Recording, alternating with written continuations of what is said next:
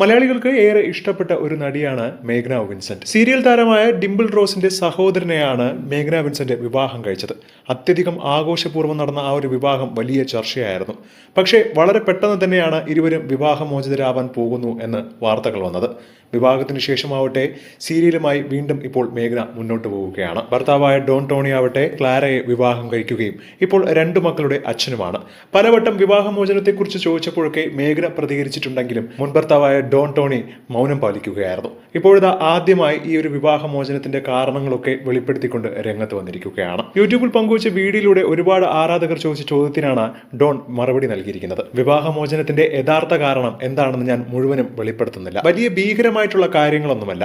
പക്ഷേ കഴിഞ്ഞ ബന്ധത്തിൽ നിന്നും ഞാൻ പഠിച്ച ഒരു പാഠം എന്ന് പറയുന്നത് എല്ലാവരെയും ഒറ്റ നോട്ടത്തിൽ തന്നെ വിശ്വസിക്കരുത് എന്നതാണ്.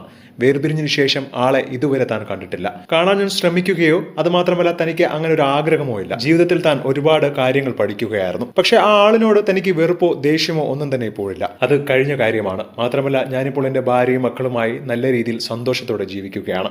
പക്ഷെ പലരും കഴിഞ്ഞ ജീവിതം എന്ന് മാത്രമല്ല ഇപ്പോഴും ആ കാരണം പറഞ്ഞ് ഫോട്ടോകൾ കുത്തിപ്പൊക്കുന്നതും ചേർത്ത് വെച്ച് ഫോട്ടോകൾ വരുന്നതുമൊക്കെ തനിക്ക് വളരെയധികം ബുദ്ധിമുട്ടുണ്ടാക്കുന്ന ഒന്നാണ്. അതുമാത്രമേ തനിക്കൊരു പ്രശ്നമുള്ളൂ എന്നാണ് ഇപ്പോൾ ഡോൺ ടോണിയും ഭാര്യയും നൽകിയ അഭിമുഖത്തിൽ പറഞ്ഞിരിക്കുന്നത്.